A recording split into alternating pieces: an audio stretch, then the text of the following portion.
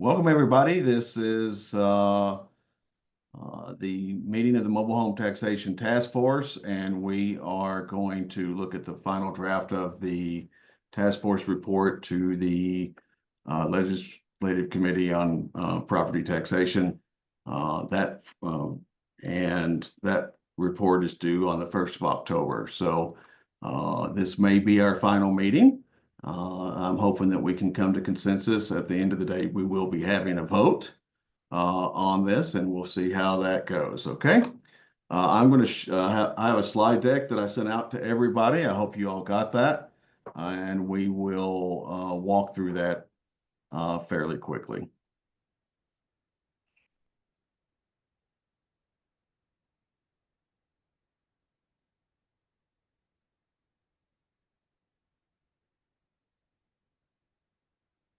Michelle, I made you co-host just in case.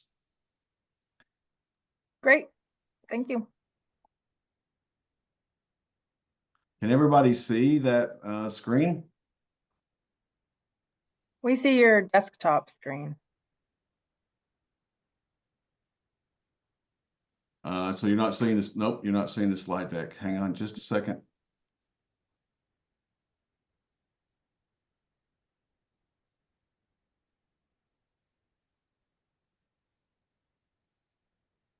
And Byron just came in.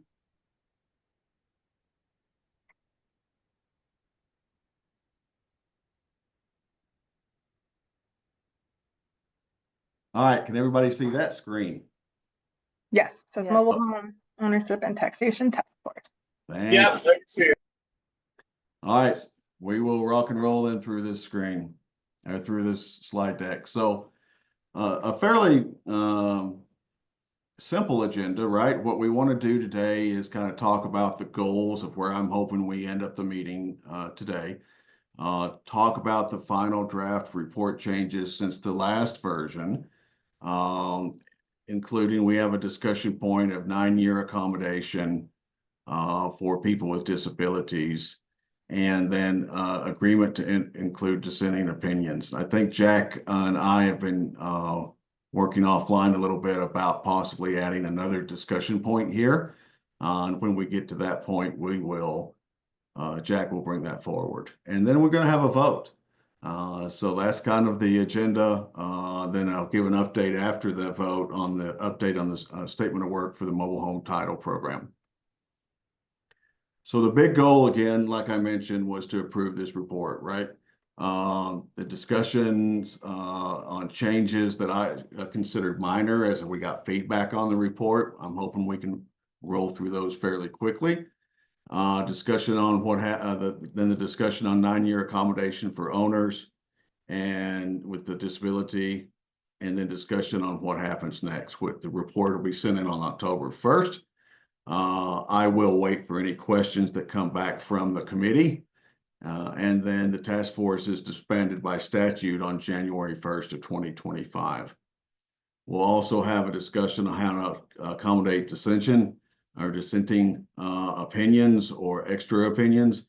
And with respect to that, if you noticed in the new report that we sent out, I added a part 5.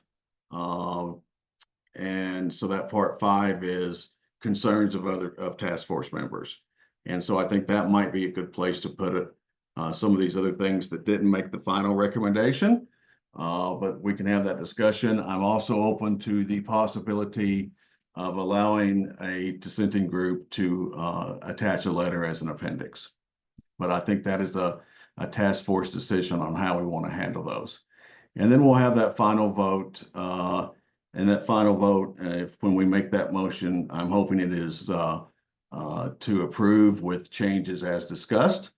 I will clean that up after the vote, and then we will get a final copy out to everybody before I send it in, and then I'll send it in on the 1st. So with respect to the changes, I just added one sentence there. So this is the draft final report changes that I considered minor.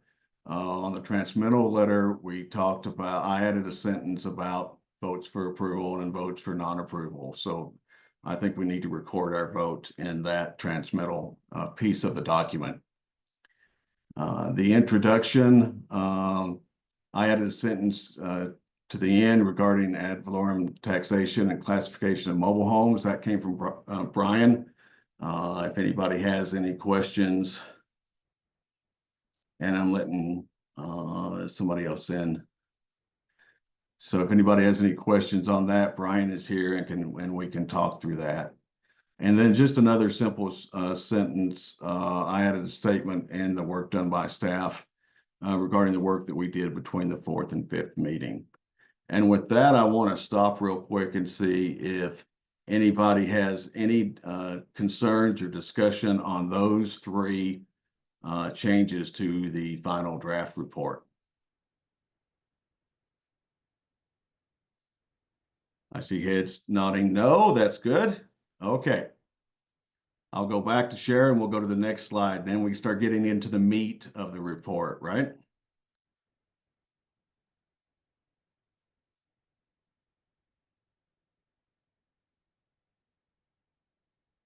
So findings and recommendations in part 1, we did clarify the risk with respect to Tyler versus Hennepin in the last sentence of the first paragraph.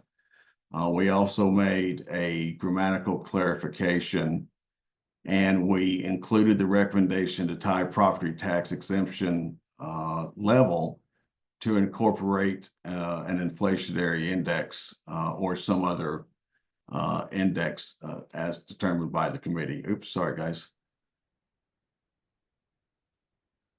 So let's chat about that real quick. Does anybody have any concerns with that?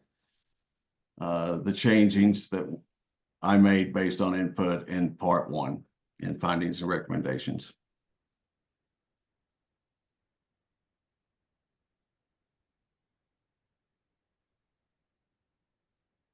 Okay.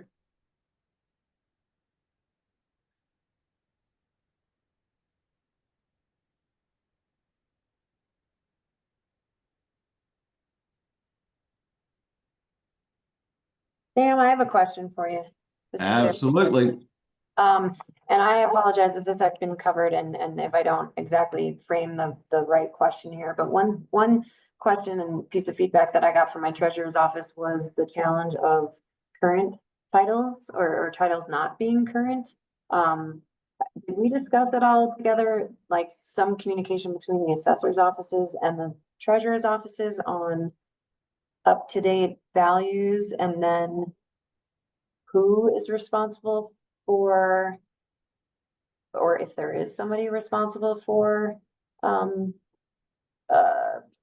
making sure our records are current and accurate regarding title work? And maybe somebody else can chime in who has much more experience in either of those offices in the group, help frame that better.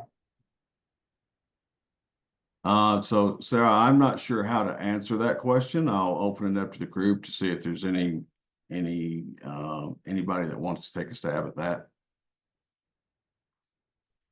Sarah, I have a question. Doesn't the commissioners have the final say? Because doesn't whatever after it's been changed, it comes up to the county commissioners to have the final say on if the records are I mean the treasurer has that final say on the record being straight, but doesn't the commissioners, it has to go to the commissioners to even be approved? Is that correct? For accurate title work or for abatement and For abatement. yes, abatement. Okay.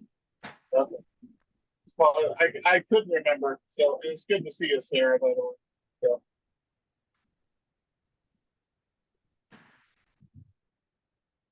I guess I'm just curious if we're missing a piece of communication or something in the assessor's office in current or accurate title work that will cause a hiccup. I'm not sure if we're missing a piece or not in the assessor's office. I know the Assessors Association I'm trying to remember who that representative is for the assessors. Just a second.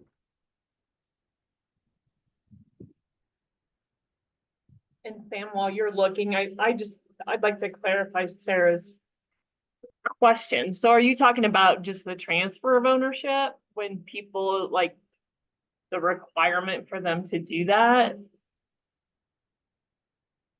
I think, yes, and also I think maybe what we see here in Lake County is like an owner carry sale of mobile homes and the title transfer doesn't always happen.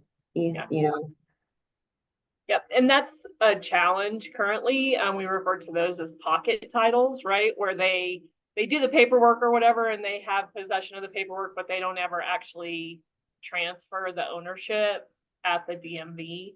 I don't know that there's any way to address that. I mean, the seller, I guess, could be faced with some challenges if there are issues with the home.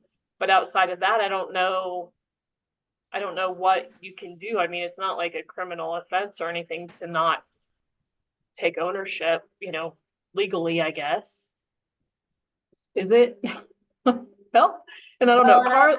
Carla's here on the line. She's a guest. But she's from the industry and she works with a lot of different clerk and recorders. And title insurance on real property. So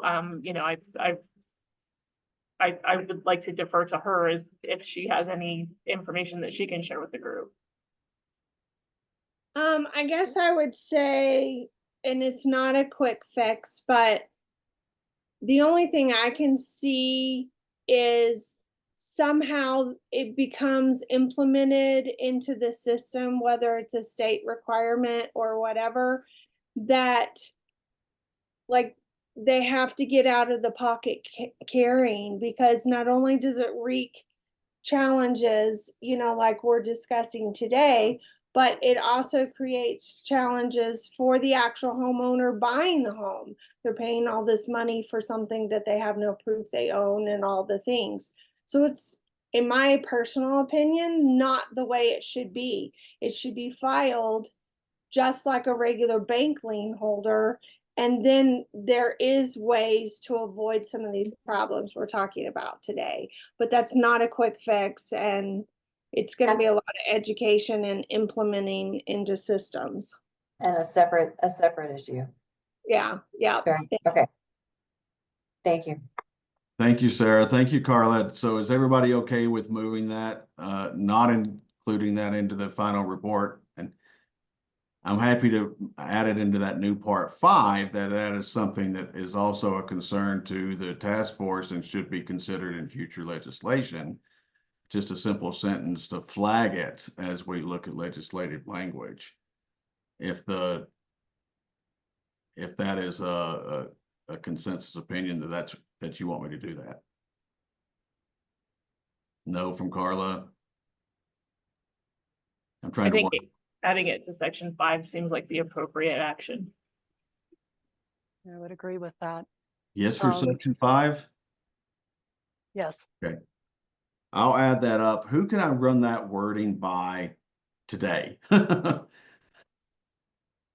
Or can somebody shoot me an email with what that 1 or 2 liner should say? That should be considered in the future. Sandy, Sarah, Carla, can one of you guys shoot me a couple sentences? And I'm happy to work with Carla on that, just to, Okay. Encompass the end goal. All right, let's put that in part 5 then. Thank you. So that'll be in addition when we approve the final report, that we're going to add a sentence or 2 to part 5 regarding the owner carry pocket title issue. All right, thank you. Just Any real quick other- to give Sam, can I just jump in there? Yeah, Working in the motor vehicle side of it, where we do title them, we do add liens for individuals.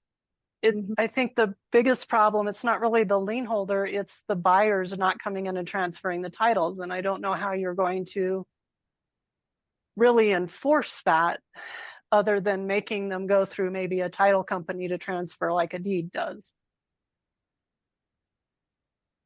Just to throw that out there to put into your idea. I think that could be noted in that part 5 discussion.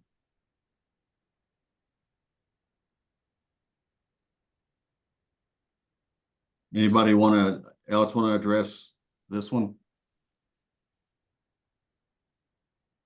Okay.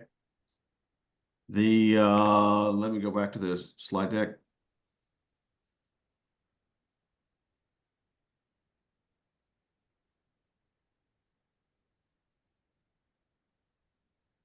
So now we are looking at, sorry guys, the second bullet there, findings, recommendations, part 4. That was a typo and Tawny caught that. We added the word home after the second paragraph. And then the new section 5, I mentioned a couple times already. We've got 2 items in there now, and now we have 3 items in there.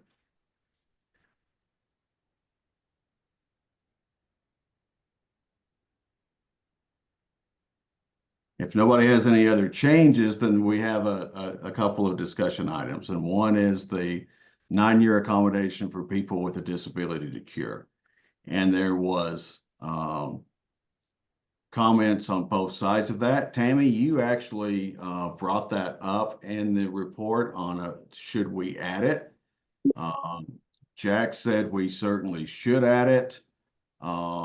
And then Bridget looked at it and she sent in comments just today saying that she has some concerns with adding that. And so I don't know, Tammy, if you want to talk through her concerns in her email also. But that is one of the things that we need to discuss. Whether it is a part of the recommendation or is it going to be a part of part 5 as a task force member's concern. Okay. So yeah, Bridget's concern was that the solution could be very cumbersome for those to track for nearly a decade, which I agree, that's a long time to track it. And I think that was someone else's comment as well, as it's a very long time to hold I think it. that was However, Lisa Mills' comment too. Yes, you're right. yeah, however, they are doing that for property now. So that is in statute. And I did add that statute to the working document that we're working on. The risk of error in trying to manage 9 years of unpaid taxes. There's a risk of the home being moved without notice to the county, which we know is a risk anyways. And the risk of the home selling via a pocket title, which we was just talking about, thus passing the unpaid taxes on to the new owner. So Bridget's kind of thought was that we shouldn't add it. I'm either way, I just know it was mentioned in some of our meetings, so I wondered if we shouldn't add it in there. The way it's worded in statute, it's going to run on anything that's classified as real property. So maybe it's already there and we don't need to mention it. Sam, I don't know if you want to pop that statute up. I added it to our document, or I can just read it. So it's 39-12-104 in section 1. It says when the owner of real property for which a tax deed was issued under the provision of Article 11 of this title as a result of delinquent taxes is under legal disability at the time of execution and delivery of a tax deed, therefore, such person shall have the right to make redemption of such property at any time within 9 years from the date of the recording of such tax deed. In the event that the disability of such person is removed or ceased within such 9-year period, such redemption must be asserted and taken place within a period of not more than 2 years after the removal or cessation of such legal disability. All redemptions under this section shall take place within 9 years of the recording of the tax deed. irrespective of the time that such disability was removed or ceased. I know Brian mentioned in another meeting that manufactured homes are taxed as real property, but I think they're classed as personal property. And I'm not sure if we was recommending that change. I feel like in some areas of what we're recommending, we recommended that change, in which case we wouldn't need to mention this any further because then it would apply. Yeah, Tammy, it's a little bit of a slippery slope the way that they're like the federal government, banks, insurance companies, they all look at it as personal property.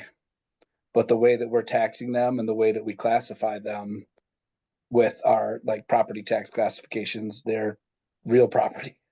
So Yeah. it is kind of a you know, that's kind of why I suggested some of that wording changes, just so that, you know, the lawmakers would understand that it's not, you know, they aren't just all personal property.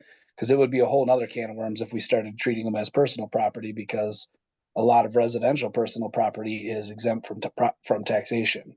So in that it would screw everything up. So we'd want to be careful of how we word that that personal property element of it.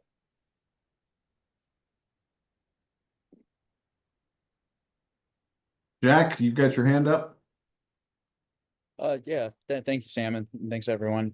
I just wanted to give my quick 2 cents as to why we strongly would support including this as a specific standalone recommendation in the body of the recommendations.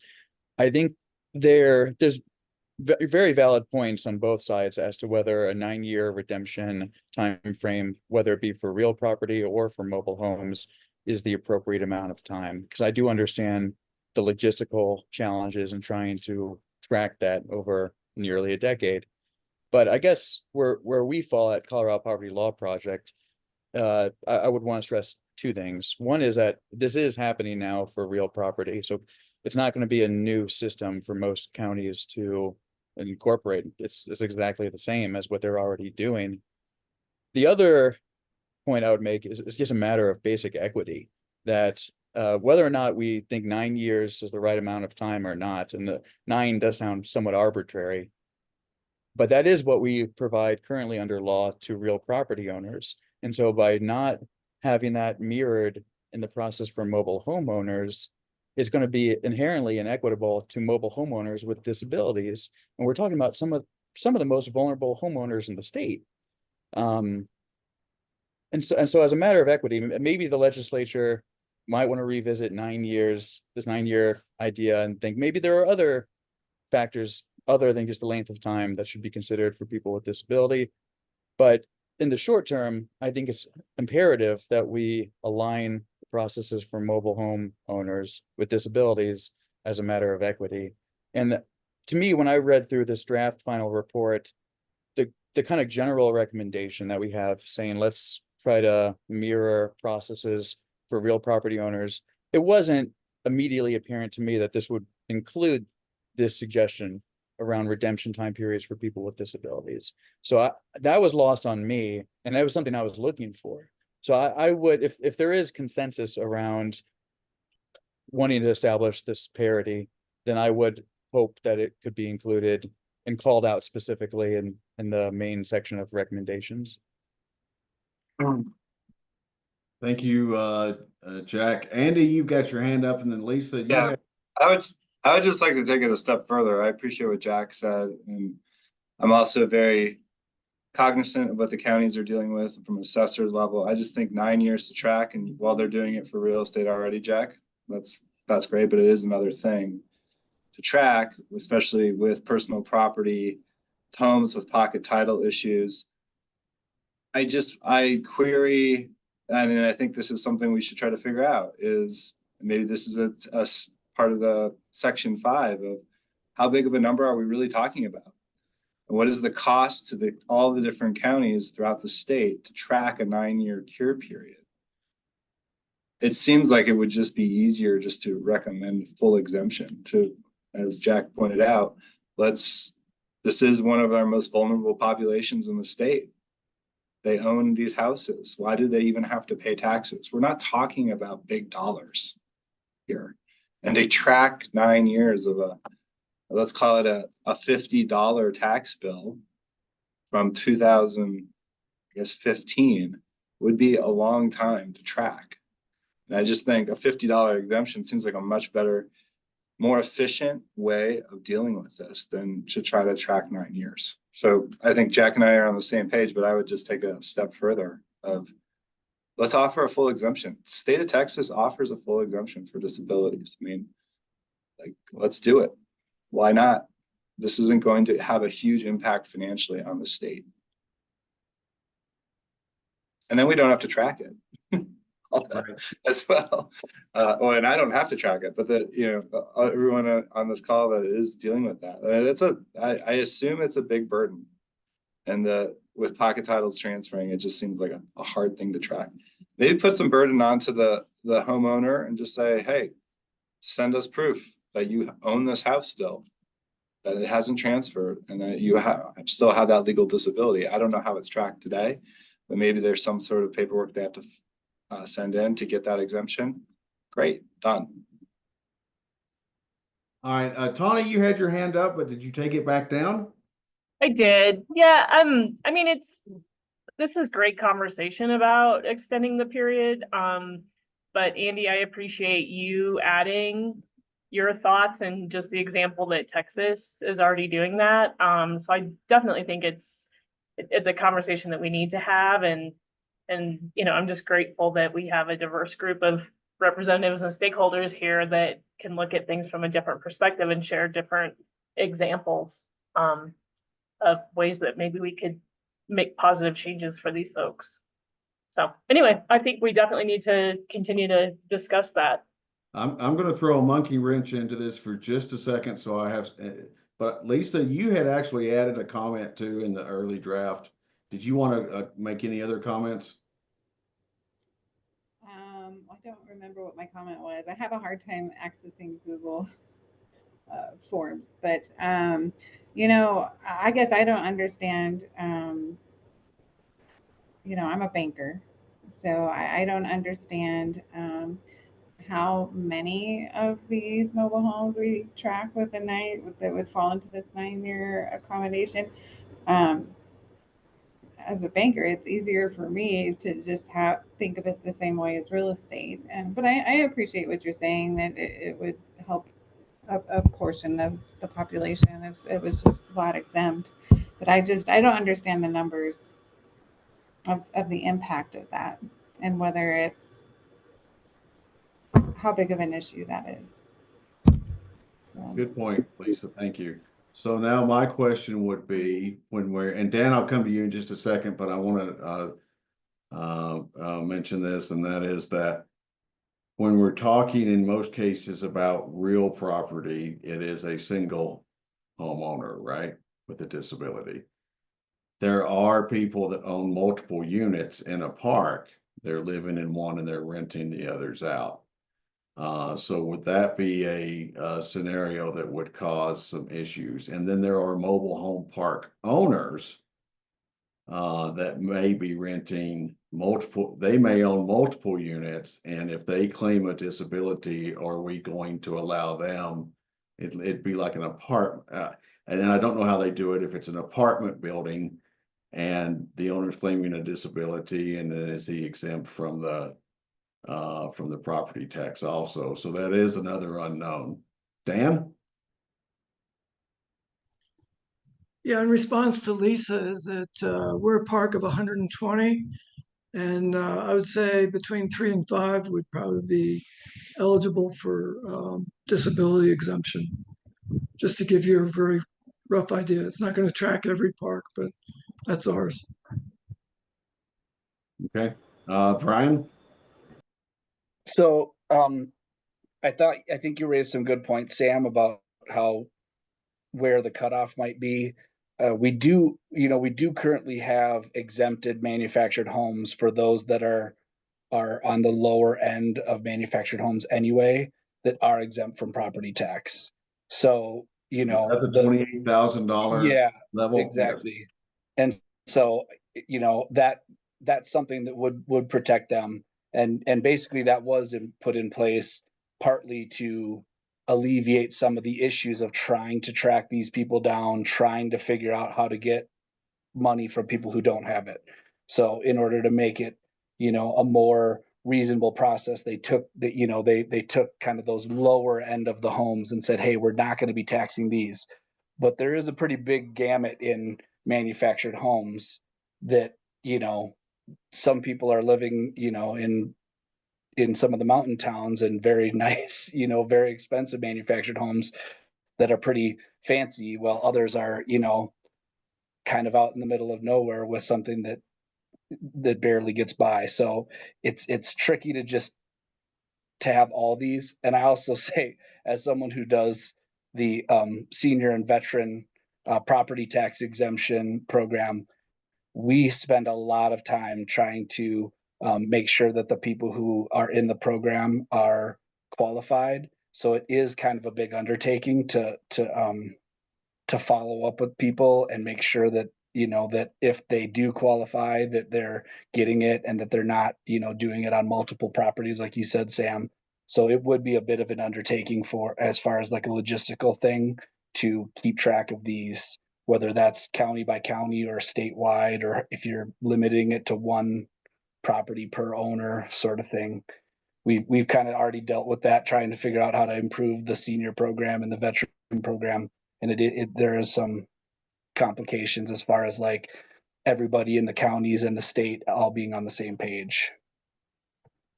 Okay, thank you. Anybody else want to speak on this? I will tell you what I think. Michael, did you want to go again? Sure, just a note about the language we could use. There is a definition of a homestead that could be used just to alleviate the issue of multiple properties. So so at least if we are to pursue yeah, the recommendations either for a total exemption or the 9-year period, I think it would be good for us to include the language that this is a homestead. And that would, I think, remove all of these other ways of gaming the system. Okay. Since there seems to be, and now's the time that you guys can argue with me. It seems to me that, and Madam Chair, if I'm going down the wrong hole, you speak right up. It seems to me that there are a couple of different questions still on this and a couple of concerns. And I'm thinking that we put it in that part 5, that it is a concern of some task force members that the 9-year accommodation could be also utilized for manufactured homes. And other task force members brought up these concerns, and just leave it as a concern in part 5. And I would list out the things that were mentioned in this discussion. Jack, I know that doesn't get us to where you want us to be. I realize that, but I with the discussion, and Tammy, I'll let you jump in. But Jack, if you want to speak again, go ahead.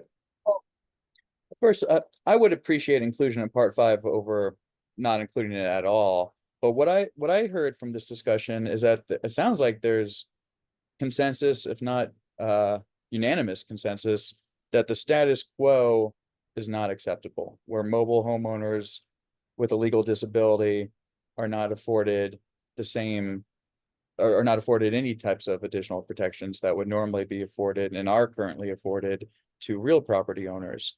Where there's disagreement is over whether it might be better to have a comparable 9-year policy, or whether a full exemption or even a partially full exemption might make more sense.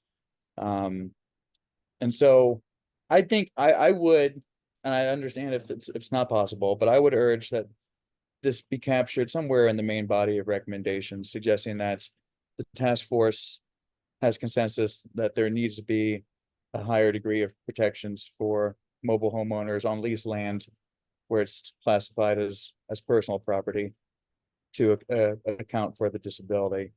But I understand if others disagree, and I'm in the minority in feeling this way. And again, I appreciate inclusion in part 5 over not inclusion at all.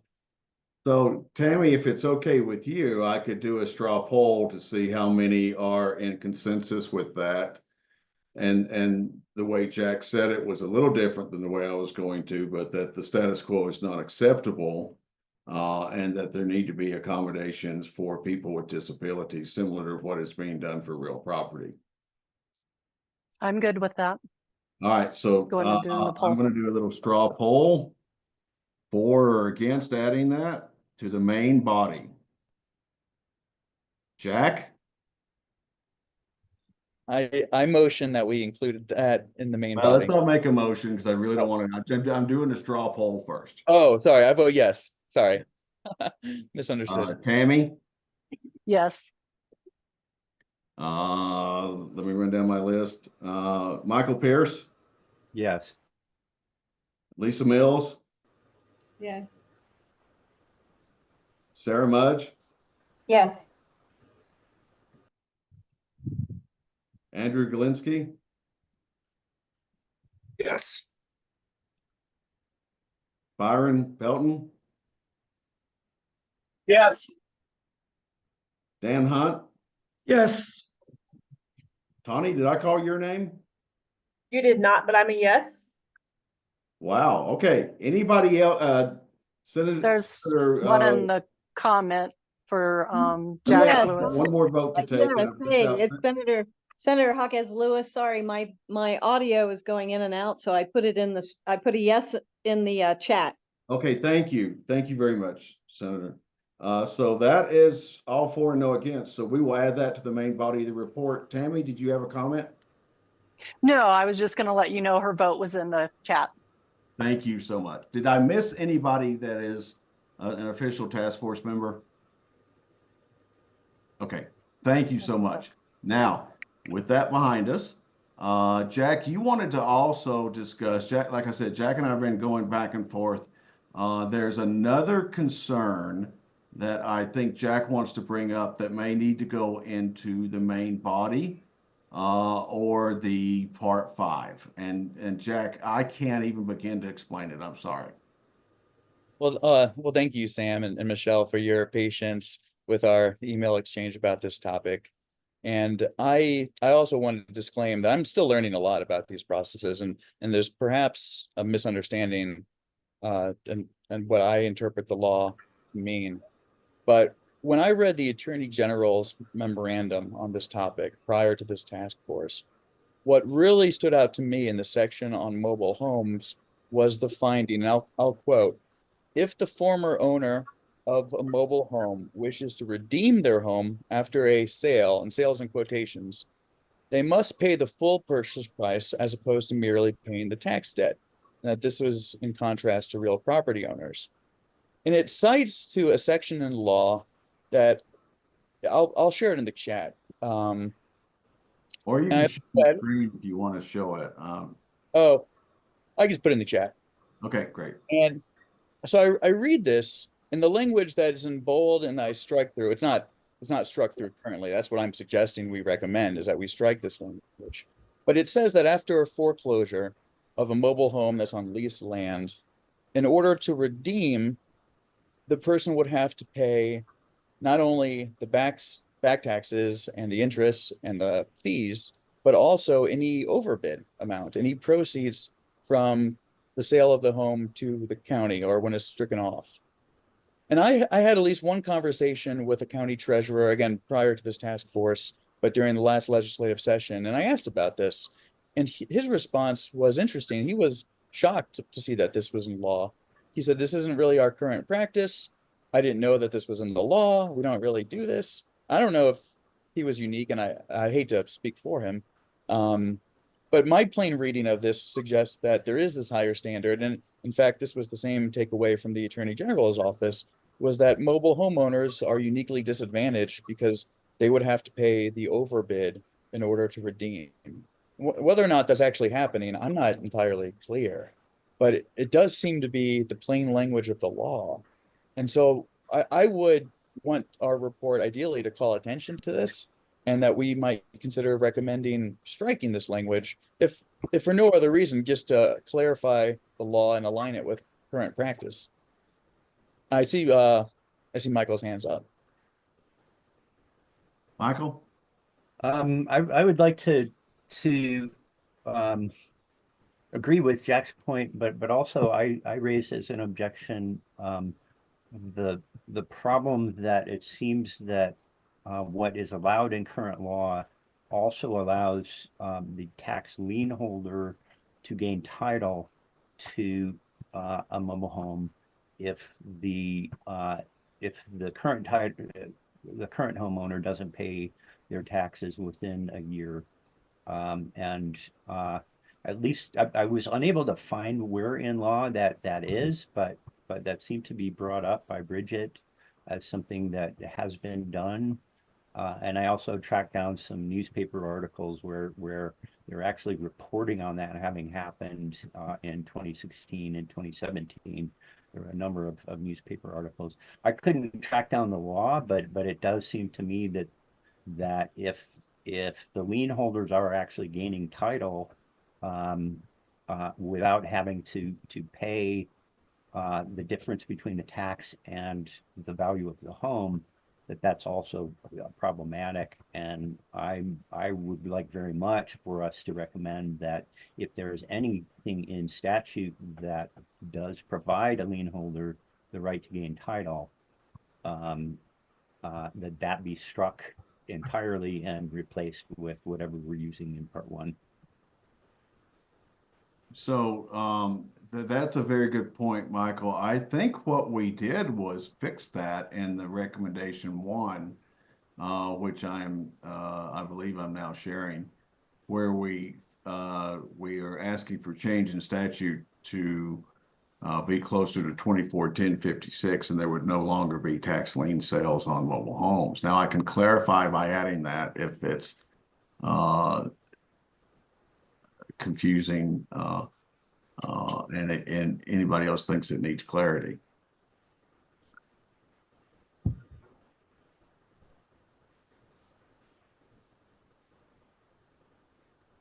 I guess from my perspective, the language in the current part one just doesn't, I think it's not specific enough to say that yet.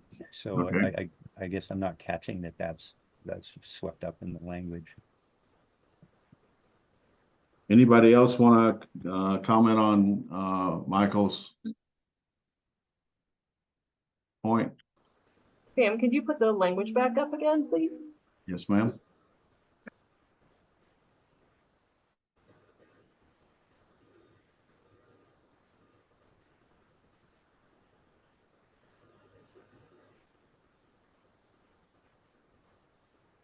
And we're talking about here.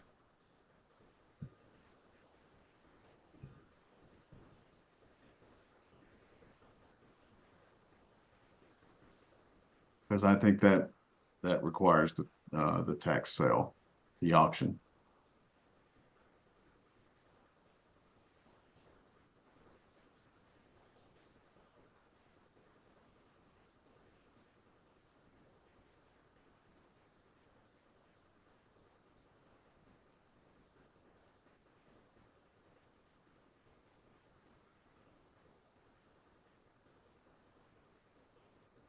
Any of the assessor folks on here, didn't they extend the redemption period? Because isn't that what we're talking about? Isn't that what Michael is really referring to, is the 1-year redemption period? And is that actually mentioned in item number 2? Yeah, it is in number 2 that it's 3 years to cure. I wonder if the concern is addressed there then. Well, so maybe I could get some clarity from folks who know better here. My understanding, I don't know what's done with real property, but for mobile homes, my understanding is that the treasurer can sell a tax lien to an investor, who then, after the tax had not been paid, can then take title to the home and then sell it to for whatever purposes. I don't know if that's the case with real property. I thought, and I may be wrong on this, that with real property, the treasurer needs to put the home up for sale at auction, and then it's not done by a lien holder. So Correct. so that's largely the difference that I'm trying to see implemented here, which is that we do not allow the lien holder to play that role of selling the property or taking ownership of the title. Is anybody very familiar with 1056?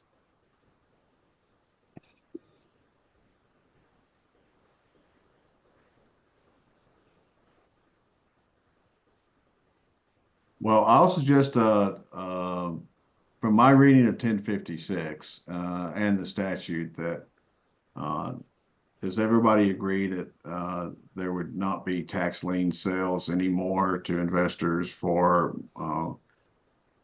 mobile home titles, and that they would go to auction to determine the overbid amount, which would go back to the property owner? I saw one head go up.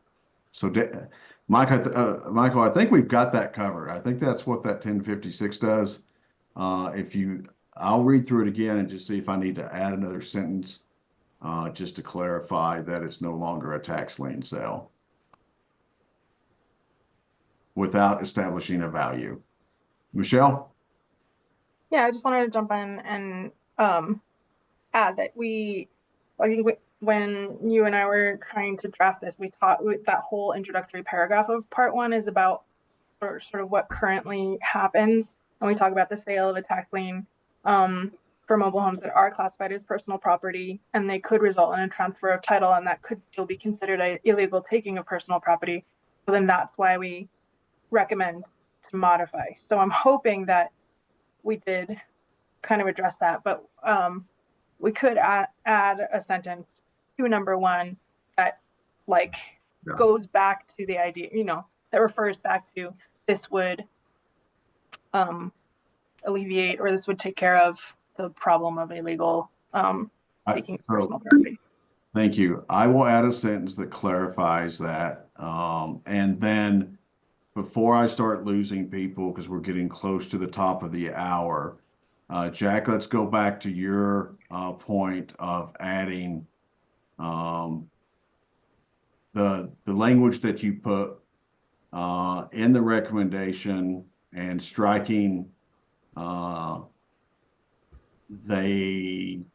way you've got it stricken out in the comments. Is everybody okay with that? Or do you want it in a part 5? So I would be putting this in the main recommendation versus a part 5. Anybody strongly opposed to putting it in the main recommendation? Okay. Speak now or forever hold your peace. With that said, I just want to understand. So doesn't this say that within 1 year, I was trying to read on the fly, basically they have to redeem by paying the taxes that were past due and any fees and interest? so it's currently 1 year, but we are changing it to be 3 years. Right. Right. And we're going to take out this piece of it because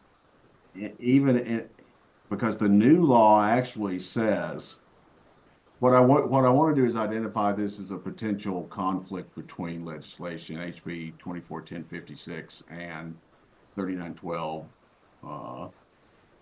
or I'm sorry, the 3910 111.56 A1 that says that because now there will be an overbid amount that will need to go to the homeowner. And they still have 3 years to cure by just paying the property tax, not the proceeds of a sale, because the sale hasn't occurred yet. Oh, the sale has not occurred yet. I think that's the piece I was missing, and how that's written. 'Cause I assume the redemption meant the sale already happened. Now, did I say that wrong though? I'll let everybody else comment on.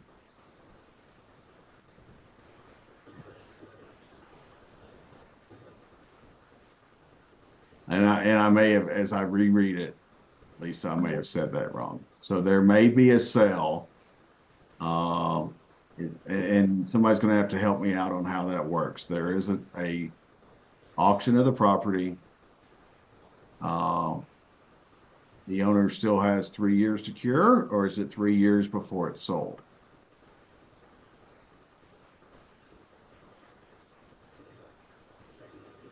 Does anybody know? And Sam, I just want to, and I was reading, I apologize, but you're saying, you want to know if it's 1 year or 3 years?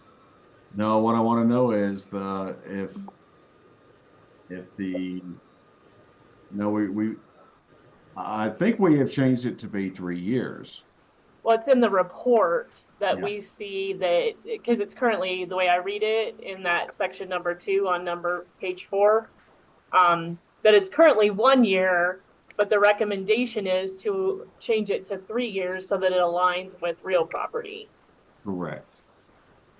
I'm sorry, and that's page 5, item number 2. I think the question is the redemption while the tax lien is still out there and the county holds it, or can the county sell the property in year 1 and then 2 years later, the property owner still redeem?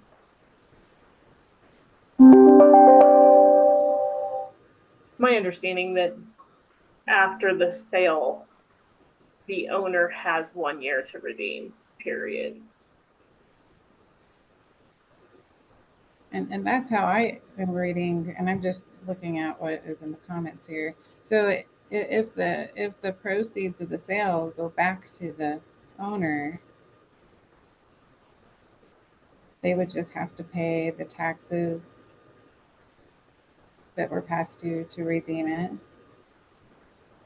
I think And that would be intense, is that they would have to pay the back taxes, interest, and any fees. But what the current statutory language to me suggests is that they would have to also pay the original overbid amounts, and pay that back in order to redeem. So that's why I think in my mind, it's crucial to call attention to this provision that I would hope would be struck, so that they don't have to pay the overbid amount in order to complete redemption. But the overbid amount, as we propose, goes back to them. So Right. then the person that bought it at auction, how do they get what they paid for it? It doesn't make sense to me that you would, if the the owner redeems, they had already gotten the money back that was from the overbid, and they just paid the taxes. Not And then fair. They would County, have together, like they don't receive the whatever remaining funds there are, they don't receive that, so then they don't have to pay it back. How does this work currently for real that we property? and that they receive it back. Well, for real property, it's the 3 years, and so it is just the payment back from the owner, or the current owner, is the tax and the interest paid, not any overpayment, as far as I understand. Maybe when we change it to the 3 years, that eliminates lengthening that process, is eliminating. I don't know, I feel like we just eliminate that overpayment, the chance of overpayment in that way, but now I'm a little confused too on how we're suggesting that come back to the owner. Say I was buying this at auction, and anything and whatever I paid for it, a portion of it goes to the county to pay the taxes, anything over and above is going to go to the person that owned the property, right? As we have it written. Yes. And so then me being the new owner of the property, the mobile home owner comes back and wants to redeem it, but only has to pay the taxes to redeem it. How do I get made whole for buying it at auction? I just flat lose. I mean, I think you'd have to have the proceeds of the sale go back to the person who bought it at auction, right? Tammy? So I did just call the treasurer to kind of clarify a little bit. So let me see if I can reiterate this back to you guys. So each year there's a tax lien sale for any taxes that are unpaid. Those go to the investors. So whoever buys that tax lien on those individual years. Then after the 3 years, if it isn't redeemed by the owner, then it goes to a public auction where it's auctioned off. The person who buys it at that auction then pays those investors their money, and the additional proceeds go back to the owner for real property. So the way I heard that, Tammy, was that the 3-year extending it for mobile homes or manufactured homes from 1 year to 3 years, it would still go to auction at that 3rd year, and then that at that point. So Right, so Jack, the other way to read that is the proceeds of the sale is just the tax lien amount, right? Michael? And I'm sorry, guys, we're running a little bit over time. I hope you guys can hang on with me for just a couple minutes. Michael? Sure. I put into the chat just a suggestion that I think I'm hoping it would cover Jack's point. And also a broader point, just that section of statute is really hard to parse. And I think it is in bad need of rewriting so that it's clearer. I like that, Michael. Jack, what do you think? Yeah, I would be comfortable with that. I think the goal is to clarify that prior to the auction, so when it's still in the redemption period, which we hope will become 3 years, Yep, 3 years you now. want to clarify what the previous mobile homeowner has to pay. And that's the tax debt, the interest, and the fees, but not any overbid on the tax lien sale. Not, I don't think it's the auction of the actual home, but the tax lien sale. If there is an overbid, that shouldn't be included. I think that's the investor's risk if they do Okay. decide to overbid. Jack, I'm going to cut you off right there. I think we have a final, we're going to add this one. I don't think I need to take a straw poll for that one. The wording that Michael just suggested. And we're going to add that into the main recommendation. Now, with all that said, does anybody think that they will dissent on the final vote that we need to make any accommodations for? My only request is that to add to Michael's recommendation that it be review and revise. Instead of just revise it. Michael, are you okay with that friendly change? That works for me. Okay, thank you. Anybody else have any concerns? Anybody considering consenting in this final vote? Tammy, can I call the final vote? yes, please do. All right, so final vote, everybody. Thank you so much. Final vote will be with the changes that we have discussed here today. Tammy? Yes. I don't see Representative Martinez. I don't see Representative Frizzell. Senator Yaquez Lewis.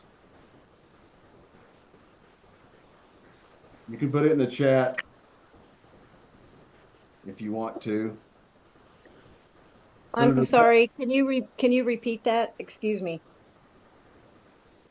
Okay, so we're doing the roll call vote on the final approval. Yeah, oh, As perfect. amended. Okay, I was waiting and I just got a phone call, but Okay, that's okay. I am a yes. I got you as a yes. Senator Pelton, Did we lose Senator Pelton? I don't see him on here. I don't see him on there either. Okay. Um, Monica Jones is not here. Andy, Yes. Michael Pierce.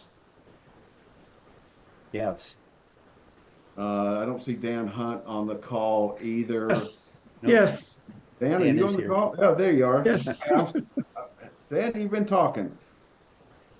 Tawny Payton, Yes. Jack. Yes.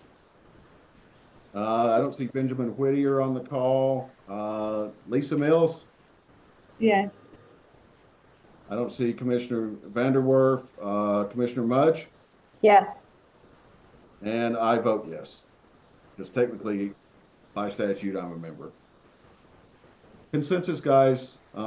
Thank you so much. I will send you a final copy of this, but I will assume that we are done. If anybody is you can't change your vote, but if you don't like my language, let me know. I'm going to be turning this into my leadership close of business today. Tawny, I think you were going to send me a sentence or two to add about that one thing. And then we are going to get it to the governor's office on the 1st. Thank you all so much. I appreciate it. And I am so sorry we ran over. Thank you. Very good Thank you, discussion. Michelle. Great Thank you, job, everybody. everybody. Thank you. Thanks. Thanks, Sam. everyone. Thanks, Michelle, everyone.